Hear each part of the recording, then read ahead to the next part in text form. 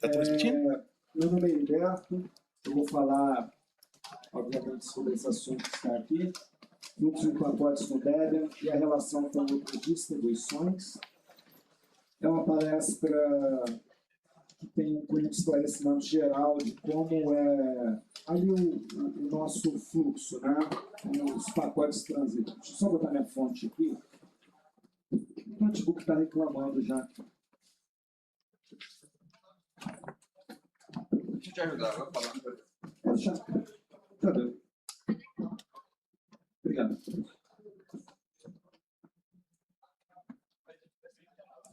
Então, como eu ia dizendo, isso aqui vai mostrar o fluxo geral de pacotes. É um pouquinho complexo para quem nunca viu. E é um assunto também, hoje à tarde nós vamos começar aqui a nossa maratona, né, de empacotamento, o mini curso de empacotamento. Para quem for fazer, isso daqui é um assunto preliminar, né, necessário conhecimento disso daqui.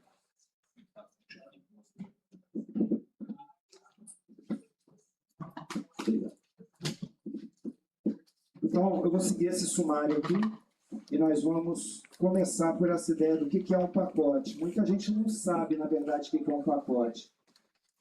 Lida com o pacote todo dia, tem uma noção que é um pacote, aquele negócio que eu instalo no Debian, mas como é que ele é e tudo mais. Então, vamos ver isso daqui.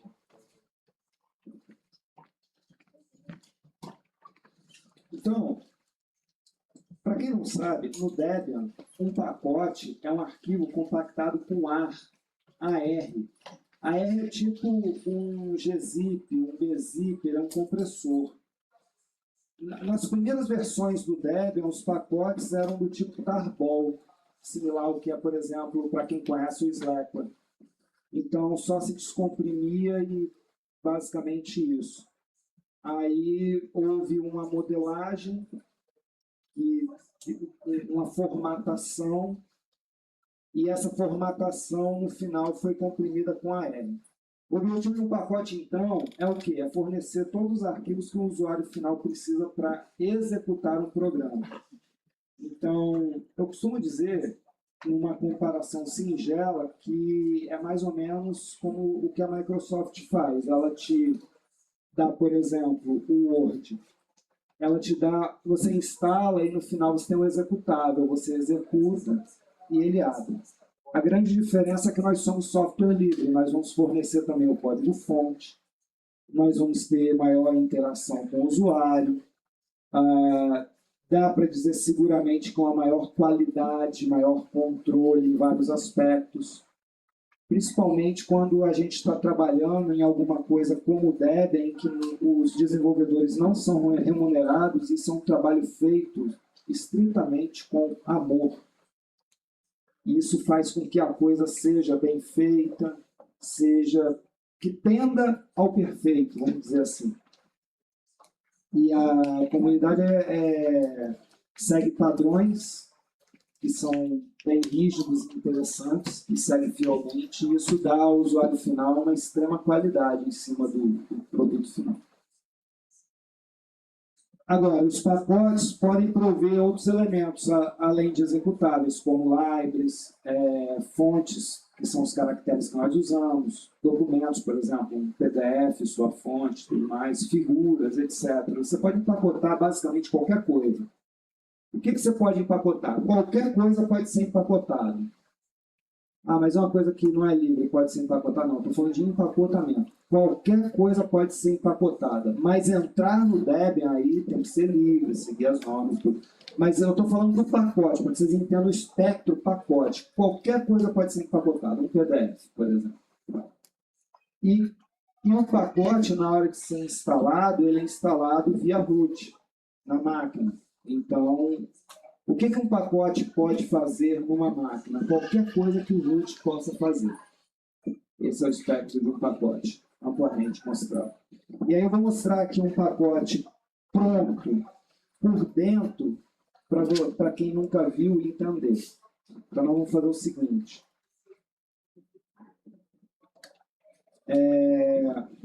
Eu vou aqui entrar num diretório temporário. A tela fica mais difícil. Bom, barra tmp, vou criar um diretório aqui chamado Debian. Vou pegar um pacote, vou pegar o Xedit. Vou aplicar um comando aqui, apt, que talvez muitos não conheçam, apt download. O apt download, ele faz download de um .deb no local onde você está, no diretório que você está. Então, eu vou botar aqui xedit e ele vai fazer download desse pacote. Então, olhando aqui, eu tenho o xedit, como eu estou no stable, veio o xedit que está no stable. Então, agora tem um .deb que eu posso descompactar com AR. O menos é opcional, porque antigamente, nos Unix tradicionais, você podia usar, como tinha poucos argumentos, você podia usar o não menos, não se usava o menos, na verdade. Então, o X é de extract, e aí eu vou extrair o xedit, e nós vamos ter 3 elementos nessa extração. Nós vamos ter um arquivo chamado Ctrl-tar-xe, um data-tar-xe e um Debian binary. O Debian binary vai me dar a versão de binário que nós estamos usando atualmente, que é a versão 2.0. O que é a versão de binário? O que é binário? Binário é o .deb, por quê?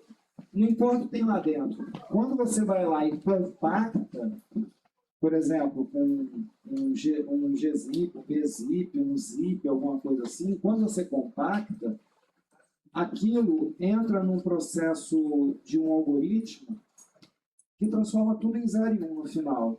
E se tiver, ele pega os 0 e 1 originais, grosseiramente é isso, na verdade nem sempre é assim, mas ele pega os 0 e 1 originais, os que estão próximos, por exemplo, eu tenho 30 zeros em sequência, ele coloca 0 e a quantidade, um controlador e a quantidade depois, 30, e aquilo reduziu bastante a informação.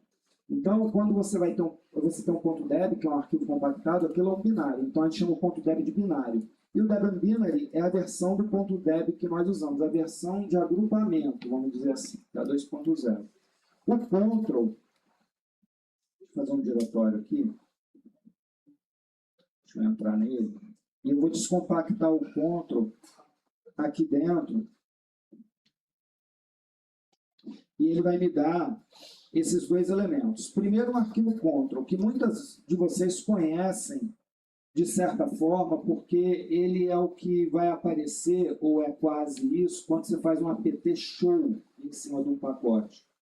E aqui vai ter as informações básicas do pacote. Né? No show, na verdade, você vai ter mais informações ainda, como o tamanho final instalado, como instalado. Mas o básico é isso daqui. E os MD5 SAMs são os MD5 de cada arquivo. MD5 já foi quebrado? Já. Isso é uma dúvida que sempre se tem. Uma das minhas origens é a área da forense, isso aí vem, a gente vê muito isso lá. Ele já foi quebrado, mas assim, houve colisão, que é 2 conteúdos diferentes produzir o mesmo resultado, mas não é um troço assim, tipo, hoje eu não tenho nada que fazer, vou fazer uma colisão no MD5. Não é assim que funciona. É um troço mais complexo. Então, MD5 ainda pode ser utilizado para fazer um controle de conteúdo? Pode, porque a probabilidade de colisão é baixa, é muito baixa, então ele pode ser utilizado. Na própria forense, MD5 e SHA-1 já foram quebrados, já colidiram, e os 2 podem ser utilizados, porque aí você, na perícia, você usa sempre 2 hashes. E você provocar uma colisão de conteúdo com MD5, digamos que você consiga, é impossível colidir o mesmo conteúdo em SHA-1. Em SHA-1 é outro tipo de conteúdo diferente que você vai conseguir isso. Então, lá a gente usa 2, até mesmo algoritmos que já foram quebrados podem ser utilizados. E aqui, normalmente, a gente vai ter um controle. Então, na hora que a gente vai mexer com esses arquivos aí, na hora que você instala um .deb, esse MD5 é verificado. E se ele não bater, vai dar inconsistência e o apt não vai deixar você instalar, porque ele pode ter sido manipulado no meio do caminho. A gente pode ter tido um menu do middle na hora do download, alguma coisa assim. E, finalmente, a grande estrela do negócio aqui é o data-tar-xe. porque essa daqui é a estrutura final do programa que a gente quer instalar, do pacote. Então, se eu fizer um tar menos xvf aqui no data tar xz, eu vou fazer até um t. Não, vamos fazer o x mesmo, né? A gente vai ver que ele vai abrir aqui, ó, e abriu, no caso, tudo em USR, não tem um etc, porque esse arquivo, esse programa não tem, por exemplo, um arquivo geral de configuração que iria para etc, como ele não tem, não vai, mas a gente pode ver que tem um USR, foi gerado um USR. Se a gente fizer um tree, fazer um tree colorido nesse USR, vocês vão ver a estrutura que tem aí, quando descompacta. Então, basicamente, quando você instala um ponto .deb, ele pega esse tarball e descompacta lá na raiz do seu sistema operacional. E as coisas vão caindo no lugar. Você vai ter um executável em USR bin, você vai ter uma man-page em USR common, tá? Você vai ter documentos no USR share doc. É isso que é o pacote. Basicamente isso. Agora que já conhecemos um pacote, voltemos para cá. Bom, arquitetura de hardware. O Debian, atualmente, ele trabalha com 18 arquiteturas. Nós chamamos isso de ports. Então, são 8 ports oficiais e 10 não oficiais. O que é isso? Ports oficiais são aqueles em que o usuário final tem uma mídia de instalação e suporte completo sobre aquela instalação. Então, o Debian garante que, se você quiser usar um desses ports aqui, você vai ter tudo funcionando, com suporte técnico nas listas de discussão, com mídia completa de instalação sem nada faltando lá dentro e tudo mais. Os não oficiais, eles estão basicamente em duas vertentes. Talvez três, mas eu vou falar duas. Ou eles são arquiteturas que já estiveram no Debian e são muito antigas, vou falar três, e são muito antigas, mas não são retiradas do Debian porque ainda tem algum equipamento no mundo usando isso. E tem gente disponível, voluntário disponível para manter isso daí, pelo menos parte disso funcionando. Mas já não é uma coisa que você vai chegar, vai ter um CD, às vezes tem, às vezes não tem, muitas vezes você vai ter que baixar um instalador compacto ali. Nem sempre você vai ter resposta na lista de discussão, porque às vezes tem dois caras mantendo e ninguém manja muito disso mais, e, enfim. Ou ainda são arquiteturas muito novas que acabaram de entrar no Debian. Recentemente, por exemplo, a RISC-V 64, que ele é oficial, até uns 3 anos atrás, ela estava aqui nos não oficiais, que ela tinha acabado de entrar. E ainda precisa de um processo de maturação, gente entendendo daquilo e tudo mais. Ou ainda alguma coisa que é importante, tipo o HUD, por causa do projeto GNU, mas há alguma dificuldade de manutenção, então não é uma coisa velha, mas é difícil de manipular isso, ou uma coisa assim. Então, esses são os ports que nós temos. Só para vocês terem uma ideia de algumas aplicações e quais são esses ports, então está aqui uma lista. O M64 ele é utilizado nos nossos PCs comuns, né, que nós temos aí, nossos notebooks, computadores de mesa e tudo, de 64 bits. Ao passo que o i386 ele é mais antigo, ele é para PCs de 32 bits. E nós podemos dizer que estão extintos, né?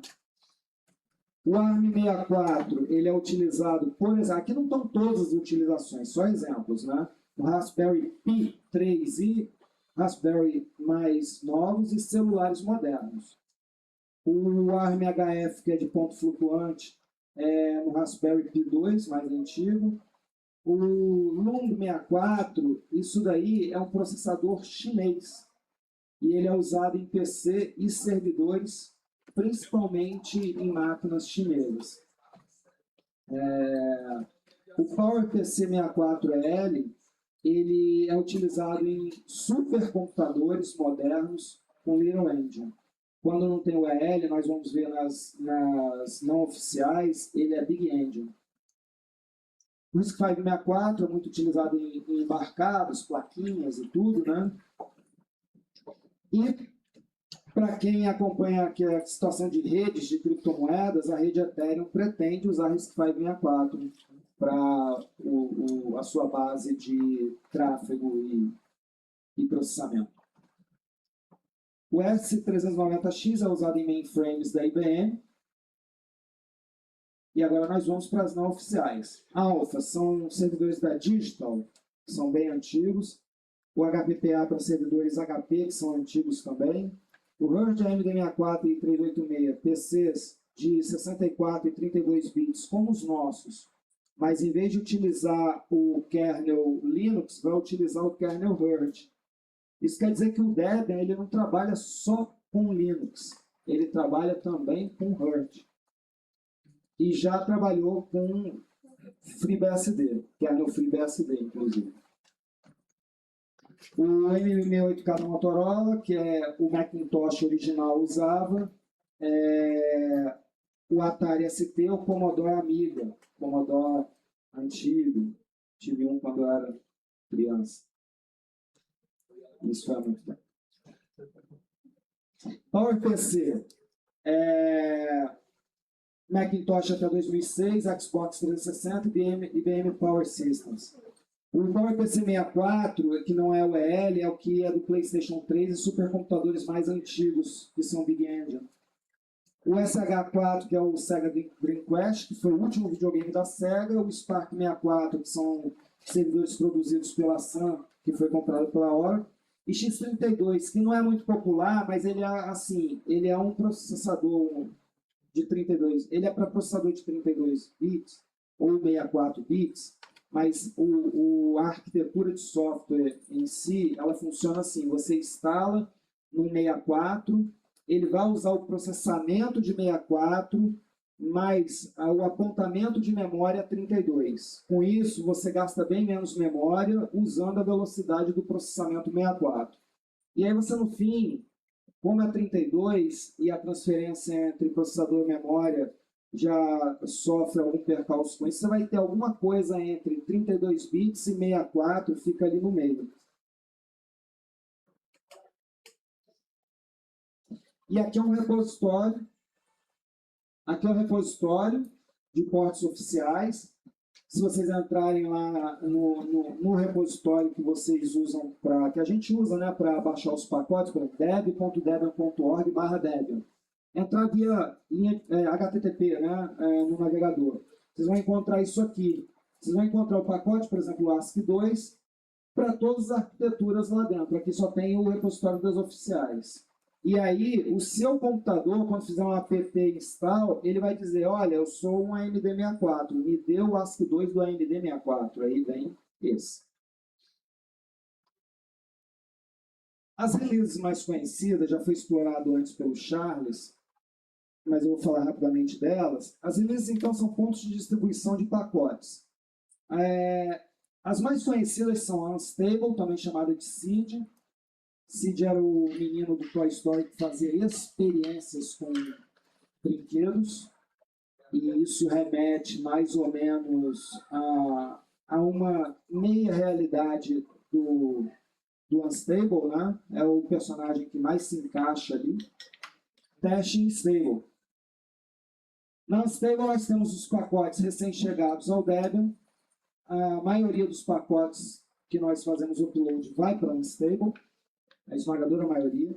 Ele não possui um repositório de segurança e é a release na qual os desenvolvedores mais trabalham. Porque geralmente, quando a gente faz um upload, ele tem aquela linha clássica, o pacote tem aquela linha clássica que vocês conhecem. Entra no Stable, migra para teste, migra um dia para Stable, né? Que é a linha vertente clássica conhecida. Então, geralmente, um pacote vai para Unstable.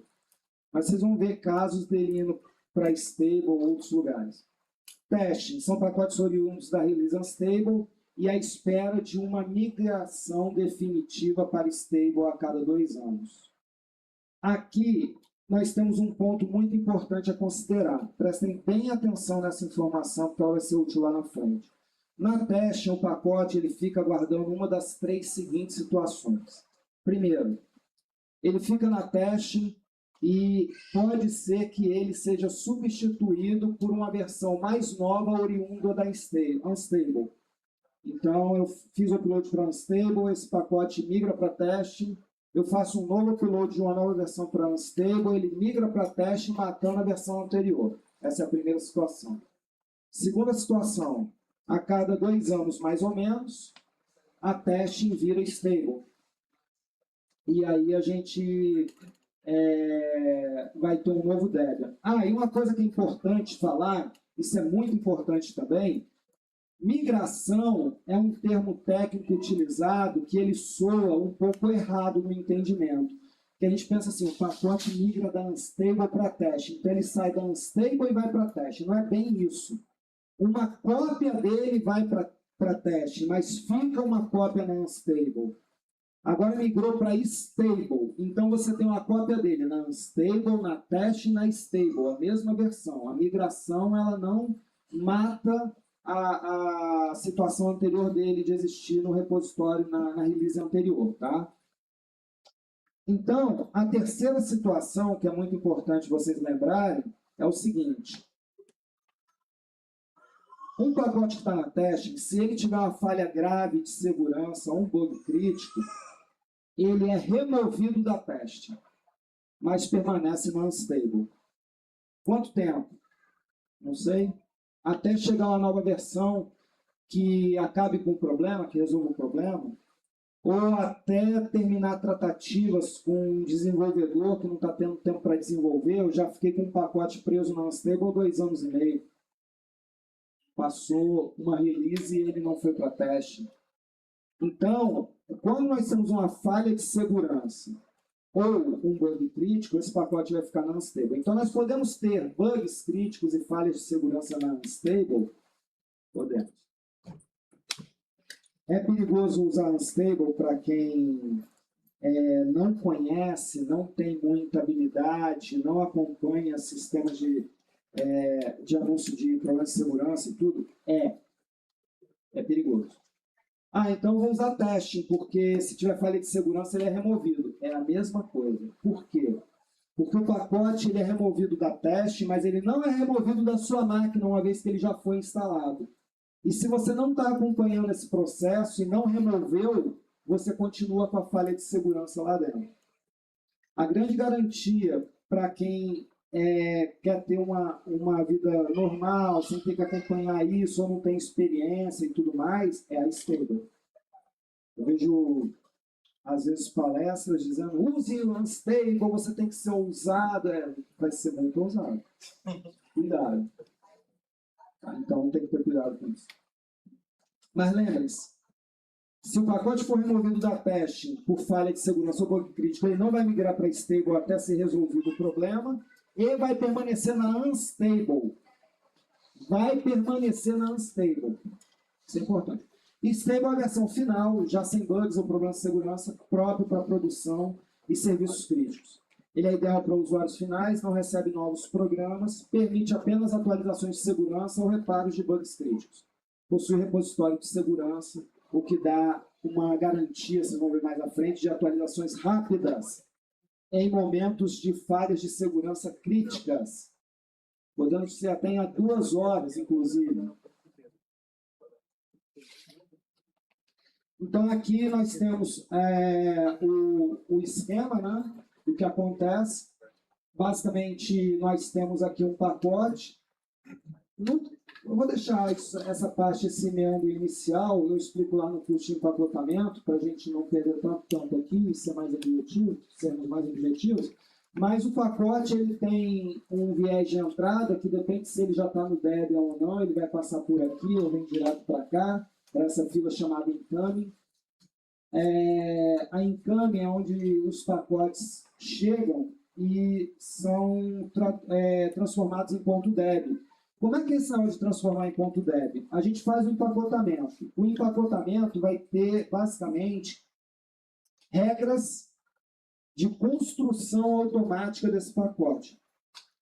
Digamos que o código-fonte que a gente está empacotando, ele precisa daquele clássico ./configure e make install para poder ser construído, para gerar o executável. O empacotamento, uma das funções dele é automatizar esse processo. Então, a gente cria scripts que automatizam essa construção. Quando a gente faz o upload para o Debian, isso cai num sistema de recepção que vai distribuir nas várias arquiteturas que o Debian tem, as que nós mostramos, as 18. Tipo assim, o pacote chega lá com as regras de construção e o sistema que recebe, né, ele fala assim, toma NDMA4, toma ARM, toma S390X, Lung64, cada um deles vai gerar o seu ponto .deb. E o resultado disso vem para incoming, que a cada 6 horas é lida. E quando pronto, vai para unstable. E aí nós temos na unstable a chegada dos pontos .debs prontos. Então, a incoming é a primeira linha de passagem, muita gente não conhece isso, mas é uma loucura, na minha opinião, mas daria para ainda instalar incoming em vez de unstable, e você vai ter, talvez, 6 horas antes um pacote que outra pessoa vai ter, só que não é o que se espera normalmente no Debian. O normal é seguir o unstable, teste stable, tá? Nós temos também a situação de freeze, que já foi explicado na palestra anterior, mas vou dar aqui um breve remember aqui, que quando chega um certo prazo de lançamento da nova versão, de 4 a 6 meses antes, que já se sente que está na hora de começar a trabalhar para o lançamento final, a gente entra em freeze. O que acontece? Não há a migração automática de unstable para teste. Quem faz isso é um robô chamado Britney. O Debian tem vários robôs, se não a maioria, todos eles têm nomes de mulheres. E tem a Vanna Peruso, tem a Britney, bom, um bocado. E assim vai. Aí o que acontece? A Britney é desabilitado nela a migração automática de unstable para testing quando a gente está nesse período de 4 a 6 meses do lançamento. E aí, se você tem que fazer uma correção no testing para virar stable, o que você faz? Você faz a correção para unstable e pede autorização para o time de release para fazer o upload. Eles mandam, aí tem que preencher um relatório, mandar um diff para eles verem o que você está fazendo, tem que ser o mínimo possível de autorização, porque já está perto de alteração, porque já está perto do lançamento.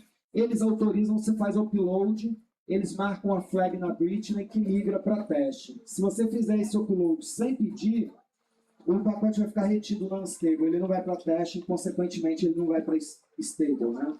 Então, esse é o período de freeze. E nós temos também os repositórios Security Stable Updates. Esses repositórios, eles são utilizados para fazer atualizações na stable. Atualizações na teste, via stable. Eu tenho que atualizar a teste. Faz o upload para stable a qualquer momento. No período de freeze tem que pedir permissão, mas a qualquer momento. E ele migra para teste de 2 a 5 dias, geralmente, se não houver nenhum impedimento. Agora, para stable não, porque a stable, em princípio, não se mexe nela, por isso que ela é stable. Então, quando a gente tem uma falha de segurança detectada na stable, primeira coisa, corrigir na unstable, para que isso não se propague para o próximo Debian stable. Depois que você fez, isso é verificado pelo time de release e pelo time de segurança, depende de quem está gerenciando aí a coisa. Depois disso, a gente pede autorização para fazer um upload para unstable, ou para o time de segurança ou para o time de release. Isso vai cair no repositório security ou no stable update. Geralmente, security é gerenciado pelo próprio time diretamente, geralmente, mas há a possibilidade também de um pedido externo. Agora, normalmente a gente manda para stable updates e a partir do momento que eles autorizam o upload, a gente faz o upload, é setado uma flag lá. Em determinado momento, a cada mês, mais ou menos, isso migra para stable. O processo é um pouquinho mais complexo, mas eu não vou me aprofundar. Porque se você tiver o repositório Stable Updates instalado na sua máquina, geralmente a gente tem, você pode receber antes do lançamento de uma versão fracionada, tipo, lançou a versão 14, é a 14.0, daqui a pouco vai ter 14.1, 14.2, que é simplesmente a atualização por causa desses uploads, tá? Então, nós temos todas essas vias aí. Agora temos outros releases que os usuários que são usuários comuns, vamos dizer assim, não conhecem, não ouviram falar. Por exemplo, a gente tem a Experimental, que é muito utilizada pelos desenvolvedores. A Experimental, vocês podem ver que ela não está numa linha sequencial de progressão de vida. Você vê que a linha sequencial de progressão é essa. Ela chega aqui, ó, e morre, não tem nenhum lugar para ir.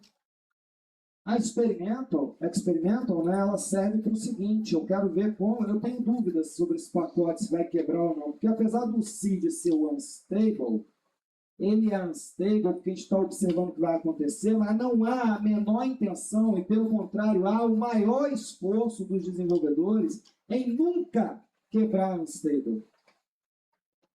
Esse é o grande objetivo, nunca quebrar o unstable. Então, quando a gente tem dúvida se vai quebrar por algum motivo, esse troço está estranho, eu não sei se vai compilar na ARM, na S390, por causa que tem uma library complicada e tudo, a gente manda para Experimental para ver o que vai acontecer. Lá tem uma estrutura muito similar da Unstable, constrói tudo, geralmente é um pouquinho mais lento, talvez chegue a ser um dia mais lento, às vezes não, do que Unstable, mas ali a gente vê um raio-x do negócio. Caramba, quebrou em 8 arquiteturas. Ó. Quebrou em 5 oficiais e 3 não oficiais. Você vai ver, às vezes, é um traço mal colocado, ou às vezes uma coisa mais complicada. Mas aí, depois desse raio-x, tudo certo, a gente faz um novo upload agora para Unstable. E agora ele segue a linha. Se for o caso, a gente faz mais um para Experimental para ver se o erro foi corrigido. E aí joga para Unstable, aí ele segue a linha. Então, a Experimental é outra release que pouca gente conhece. A Backports, ela é uma release que ela visa dar suporte ao Stable. Como é que isso funciona? Quando a gente vai fazer um novo pacote, em 99% das vezes, a gente faz na Unstable. Então, tudo que tem naquele pacote é relativo ao Unstable. Por exemplo, eu dependo da libc. Aí vai ficar vinculado no pacote que depende da libc versão que está na Unstable ou superior. Que muitas vezes já é mais nova que a do teste. Aí você pega esse pacote da Unstable e quer instalar no teste e da Stable também. Quer instalar no Stable, por exemplo... Quando eu falei teste antes, na verdade eu queria falar stable. Então, você quer instalar no stable, já está errado. Instalar um pacote feito no unstable no stable, já está errado. Mas, geralmente, não vai dar certo. A não ser que o Debian tenha sido lançado há muito pouco tempo e os dois estejam muito similares. Mas você não vai conseguir pegar um pacote novo que foi feito no unstable e instalar na stable. Vai dizer, olha, eu preciso da libc pelo menos em tal versão, e a tua é mais antiga. O que é o Backports? Backports é assim, a gente pega um pacote. Diga-se de passagem, esse é um repositório não obrigatório, faz quem quer. Então você não vai encontrar tudo que tem no Debian lá. Tá? Ele funciona assim, a gente coloca, por exemplo, um programa novo a gente empacota, ou uma nova versão de um programa, por exemplo, um programa inédito no Debian, ou uma nova versão de um programa, a gente empacota no Unstable e ele migra para teste. Agora, a gente, dentro de um ambiente stable, que a gente estava empacotando no Unstable, né? Era outro ambiente. Dentro do ambiente stable, a gente puxa do teste, ele tem que estar no teste. A gente puxa do teste esse pacote e, sem mexer em nada, basicamente isso, a gente manda reconstruir. Quando ele vai reconstruir, como ele está no ambiente stable, apesar de vir do teste, ele é teste, mas ele linka com tudo que tem no stable, a libc que tem no stable, a lib não sei o que tem no stable e tudo mais. E agora ele vai funcionar no stable. Isso fica no Backports. E aí você pode adicionar lá no teu repositório, na tua lista de repositórios, o Backports, porque tudo que tiver no Backports pode ser instalado no seu stable. Agora você pode ter um Firefox mais novo, um LibreOffice mais novo, o pacote XYZ mais novo, tudo no seu stable com garantia de funcionamento. Mas não tem garantia de total contra, por exemplo, uma grande falha de segurança e tudo mais. Por quê? Porque apesar dele funcionar lá, linkado com tudo que tem na stable, ele veio da teste, e às vezes é muito novo, entrou semana passada pela primeira vez no Debian, às vezes. E ainda está sendo observado pela comunidade, pelos robôs, pelos especialistas e tudo, e ali pode ter um problema. Então, isso é só uma garantia de que você pode instalar alguma coisa mais nova no seu stable, mas não é uma garantia de segurança, alguma coisa assim. Não recomendo para, por exemplo, servidores de rede, alguma coisa assim. Um LibreOffice, um Firefox mais novo no seu stable, porque você precisa de algum recurso, tá, ainda vai. Eu faço. Mas não recomendo para servidores ou coisa assim. Nós temos também, naquele ciclo de vida, depois do stable, nós temos o old stable. Old stable é o stable anterior. Se o Debian lançar um stable agora, o que era stable há um segundo atrás vira old stable. Esse old stable, ele tem um suporte de 1 ano. Está aqui, ó, suporte por 1 ano. Ou seja, ao mesmo tempo que você tem um stable funcionando e tendo todo o suporte técnico, você tem o old stable funcionando e tendo todo o suporte técnico por 1 ano. Porque é muito difícil para o Debian manter 2 estáveis e ainda cuidar da unstable, demanda muito recurso e tudo mais. Então, para nós, usuários, termos um tempo, uma janela de adaptação, migração de máquina pessoal ou até de grandes data centers, se for o caso, porque para data center e tudo, pode ser que a gente tenha outra solução mais à frente. A gente vai ter 1 ano para isso. Depois de 1 ano, acaba o suporte e a gente nem mais vai conseguir fazer o upload de correção de segurança, coisa toda para old stable. E ainda vai ter o old stable, que por natureza, vocês já entenderam que ele vem depois do old stable, quando sai um stable de 1 segundo atrás era old stable, vira old stable e o outro vira old stable. Esse já nasce do old stable, já sem suporte de segurança também. Mas ele existe caso você precise de um Debian mais antigo por algum problema, mesmo sem o suporte, mas determinada ferramenta só funciona nele e você tem que usar isso 2 dias, sei lá, alguma coisa assim, você tem ele lá. Nós temos também os LTS, que são os Long Term Support. Isso daqui é um old stable, por exemplo, durando mais tempo, com equipes dedicadas a isso. Então, a LTS, ou suporte de longo prazo, é um projeto que aumenta a vida útil de uma versão estável do Debian. O objetivo é ter um Debian que possa ser utilizado por muitos anos sem ser trocado. O Debian LTS é mantido pelo Debian LTS time de LTS. E ele esse time é composto por desenvolvedores Debian, Debian maintainers e empresas, inclusive, porque elas têm gente especializada, às vezes nem no empacotamento, mas no código C, corrigindo uma falha de segurança, por exemplo. E essas empresas têm interesse em que esse Debian, que funciona por mais tempo, exista. Porque ela tem produtos, às vezes, de clientes baseados nisso e tudo mais. Então, elas também entram na jogada. Tudo coordenado pela empresa Friction, que tem alguns DDs envolvidos. O principal, ao meu ver, é o Rafael Herzog, mas tem outros também. É uma empresa. Alguns dos colaboradores podem receber pagamento para trabalho. Então, aqui nós já estamos extrapolando o Debian. Já entrou a empresa, tudo. Dentro do Debian, teste, unstable, teste, stable, old stable, experimental, backport, todos nós somos voluntários. Nós não recebemos nada para trabalhar no Debian. Trabalhamos por amor, como eu falei no início. Mas já no caso do LTS, ele é utilizado por empresas e equipamentos. Então, ele pode ter aí, por exemplo, colaboradores recebendo pagamento, exemplo dentro da própria empresa. É um exemplo. Então, ele, como eu já falei antes, é utilizado por empresas ou organizações que precisam manter serviços críticos com versões antigas. E ainda existe o ELTS, que é o Extended LTS, que é mantido pela Friction. E esse, geralmente, é serviço contratado.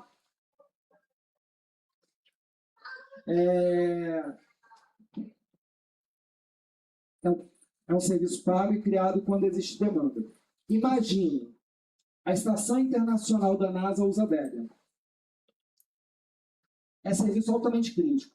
Cara, os caras não podem ficar lá, caramba, eu adoro Debian. Saiu um novo, vou atualizar. Pô, falando uma grande besteira que não é assim que funciona, vai cair aquele negócio. Não é assim que funciona, entendeu? Então, esse é um exemplo soberbo de utilização de LTS e LPS. Um satélite, quem sabe, um equipamento que vai fazer um monitoramento de segurança em uma área grande, uma instalação militar e tudo. Então, é o caso de utilizar isso daí. Para vocês terem uma ideia, a release Debian dura cerca de 2 anos, o stable, a cada 2 anos troca, e tem mais 1 ano de old stable. O LTS visa manter uma release por 5 anos totais, enquanto uma stable dura 2 mais 1, 3. O LTS mantém uma release por 10 anos totais. Por isso que é pago. Imagina você manter um software cheio de bugs, problemas de segurança e tudo, velho, funcionando 10 anos. Entendeu? Então, para vocês entenderem aí como é. O LTS atual, o Debian 11, nós estamos no 13 Trix, né? Mas o atual LTS é o 11, que é apenas, olha só, para i386, ND64, ARM-HF, ARM64. Não é para tudo. Não dá, gente. Demanda muito trabalho, muita coisa, e é isso que precisa. É celular, PC, servidor em serviço crítico, essas coisas assim. O 11 foi lançado em 14 de agosto de 2021, virou old stable em 10 de junho de 2023, teve suporte Debian de mais 1 ano até 14 de 8 de 24, um LTS iniciado no dia seguinte, 15 de 8 de 24. Esse LTS é válido até agosto de 26 agora. E o LTS atual vai até 2033. Então, assim que funciona. Mas lembre-se, essa área LTS é LTS, isso é extra Debian, com muita participação do Debian. Mas é extra Debian. Tem até, às vezes, pagamento no jogado. Seções de repositórios, vamos lá. Todos os repositórios que nós vimos, Unstable, Testing, Stable, Backports, Old Stable, Experimental, todos eles têm 4 seções lá dentro. Primeira, main. O que a main contém? A main contém software 100% livre. Se está na main do Debian, é 100% livre, e se havia dúvida, já foi discutido e debatido nos mais amplos lugares, lista Debian Legal, por exemplo, que tem inclusive advogados e tudo, na Debian Devel, então está lá dentro ali. A maioria 98% dos pacotes do Debian estão dentro da minha. Nós temos a Contrib. O que tem na Contrib? Software livre, tudo lá é livre, mas para ser compilado, construído ou utilizado, depende de algo não livre. Exemplo, um emulador de videogame. Ele é totalmente livre e tal, mas para usar, precisa da ROM, que é proprietária, que está com o jogo lá dentro. Mesmo que você baixe da internet da forma errada, mas aquilo é proprietário. Tá lá dentro, você precisa disso. Então vai para Contrib. Non-free são softwares que não são livres, ou porque tem um pequeno problema na licença, posso discutir isso à tarde no empacotamento, com exemplos, ou porque não tem código-fonte, tipo firmwares, mas sem isso seu notebook não vai funcionar. Então, é realmente muito reduzido no free, são coisas extremamente essenciais. Dá até pancadaria dentro do Debian para botar alguma coisa lá, mas é necessário. E tem o non-free firmware, que é o mais novo, porque tudo ficava no non-free, agora o que é firmware foi tirado para o non-free firmware, porque o non-free firmware é utilizado agora na hora da instalação do Debian para o notebook ligar, para ele ter rede wireless, Ethernet, tudo mais. Né? Bom, eu também, já que estou falando de ciclo de pacotes, a gente instala por apt, e agora, a partir da versão 13 do Debian Trixie, que é a dinossaurozinha, né? Foi lançada em agosto de 2025, a sintaxe do etc ap source.lists foi modificada para facilitar a gerência. Agora está se utilizando o padrão da RFC 822, que é regulamentada dentro do DEB por uma norma chamada DEB 822. Quase tudo no empacotamento DEB, ou tudo atualmente, agora que o Watch migrou, segue o padrão 822. E que tem melhor leitura, que é um padrão para cabeçalho de e-mail, uma RFC muito antiga para cabeçalho de e-mail. E o arquivo de fontes, o source list, agora foi modernizado para seguir isso. E agora ele não é mais um arquivo único, são vários arquivos. Para uma fonte do Debian, é um arquivo, uma fonte que você quer baixar um ponto .deb, por exemplo, da SAM, é outro arquivo, e assim vai. Dá para botar tudo no mesmo? Dá, mas geralmente são arquivos diferentes. E aí você vai ter arquivos dentro de ATC, apt, source list.d. Se você tem o arquivo antigo, você pode modernizar automaticamente para o novo formato com esse comando, apt modernize sources. O padrão antigo é aquele lá de cima, em que você tinha duas linhas, deb para baixar ponto .deb, deb para src para baixar o código fonte. Apt install, upgrade, full upgrade, tudo é na primeira linha. Apt source, por exemplo, é na segunda. Apt show vai usar a primeira e a segunda. Assim vai. E o formato, aí a gente dizia qual era o repositório, qual era o diretório do repositório, qual versão a gente queria lá de dentro e quais seções. Agora o formato novo é esse, da 822, tipos deb source, as URIs é essa daqui, com o diretório, a suite, tricks, os componentes, main ou free firma, e o arquivo que está assinando, porque tem uma assinatura, desde essa aqui já tinha, mas ficava oculta, a gente não via quem era. Então, com o comando que eu mostrei anteriormente, o modernize, a gente chega nisso daí automaticamente. A partir de agora vai ser assim. Distribuições derivadas. Quase acabando, 2 minutos. O Debian, atualmente, aliás, no mundo atualmente, existem 470 distribuições GNU Linux ativas. Dessas 210, 44% são baseadas em Debian. Algumas das mais conhecidas são Ubuntu, Linux Mint, Debian Edition, Kali Linux, Parrot, Tails, Raspberry Pi OS, que é o antigo Raspbian. E notem que algumas vêm diretamente de Unstable, para bom entendedor, meia para baixo. Eu não estou aqui para criticar a distribuição. Eu estou aqui para lhe mostrar a verdade. Então, muito cuidado com coisas que vêm de Unstable, de teste. Tem que ver como a distribuição. Agora, vir de teste depende lá da distribuição, porque se ela trata os problemas de segurança direitinho, mas o problema pode aparecer uns problemas de segurança a qualquer momento e já está instalado na sua máquina, né? Mesmo assim é complicado. Então, assim, é bom sempre, se você quer usar uma outra distribuição, usar algo que venha da stable para o seu computador não ser um poço de falha de segurança, podendo ser invadido a qualquer momento. Entendeu?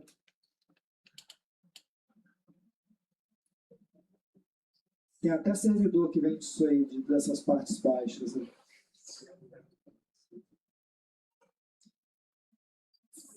Fim. O Debian possui um fluxo de pacotes complexo e bem estruturado. A segurança, apesar da diversidade de pacotes, está acima de tudo. E grande parte das distribuições Linux existentes é derivada de Debian. Essa palestra, assim como todas as minhas outras, estão disponíveis no meu site, é só entrar lá e pegar, já está atualizado. E, para quem quiser, o nosso próximo encontro é o curso de empacotamento de software no Debian, hoje aqui no auditório de trás, a partir das 13h30, que eu vou mostrar hoje e amanhã, em todos os detalhes, como se faz um pacote, como quem quiser pode se tornar um empacotador. E já começar, depois de amanhã, a trabalhar no Debian, fazendo o seu pacote e pedindo para o desenvolvedor mandar para lá. Tá bom? Se alguém tiver dúvida, acabou o tempo, né? Se alguém tiver dúvida, pode me perguntar assim que eu encerrar aqui, já fora da palestra, que vai encerrar a filmagem e tudo. E muito obrigado pela presença. Tenham um